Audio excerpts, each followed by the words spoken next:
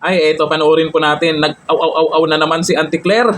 Akalain mo ba naman, minaliit niya ang sulat ng isang private citizen sa ICI laban kay First Lady Lisa Marcos. Kasi meron pong sumulat dyan na kung saan ay dapat imbestigahan din daw itong si First Lady Lisa Marcos patungkol po sa maanumalyang flood control project. Wala namang patunay pa na guilty po ang ating cute na First Lady dyan. Kung saan, ito kasing sumulat dyan sa ICI, may mga paliwanag siya dyan na posibleng sangkot daw ang ating cute na First Lady. Aba, si Auntie Claire, hindi nagpapauli ah. Yung nga sabi ko nakaraan, talagang sasagot yan.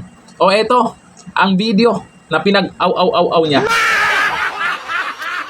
Ang isang nagpamigay o nagbigay ng letter of sentiment. Kung di tayo nagkakamali, ito ay nangangalang John Santander. Para siyang isang nuisance candidate na parang binigyan ng pera para bumili ng suka at isinabay ang pagbibigay ng letter of sentiment para dalhin sa ICI. Kung inyo makakahalubilo muli ang isang John Santander, maaari po ba niyong itanong sa kanya kung alam ba niya ang mandato ng ICI? Alam naman natin ang mandato ng ICI ay mag-imbestiga ng mga maanumalyang flood control projects at mga infrastructure.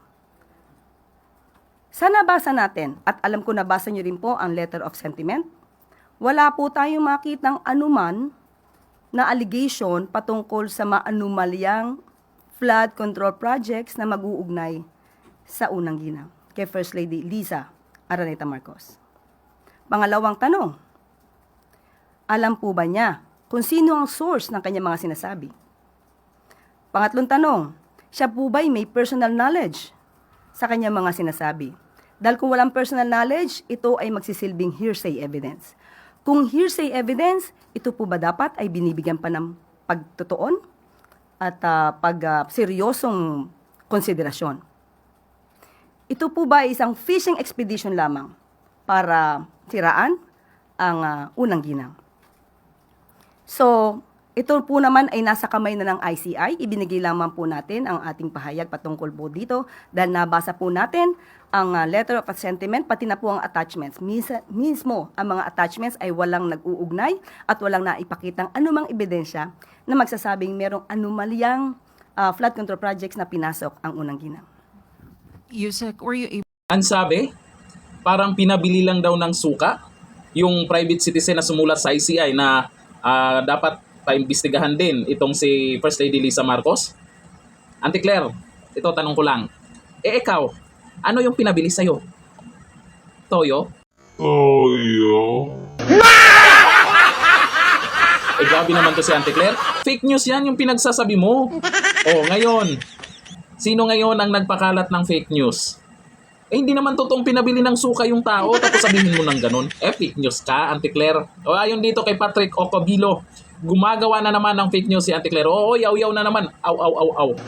Sabi ni Bernie Villaruel, aw-aw. Di ba? Aw-aw daw.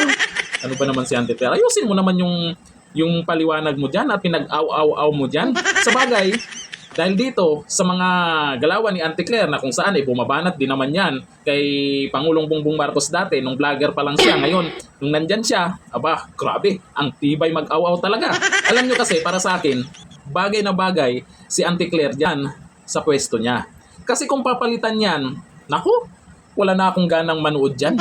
Diba nakakawala ng stress? Yung seryoso na ang tanong ng media, pag sumagot si Auntie Claire, matatawa ka? Diba nakakawala ng stress?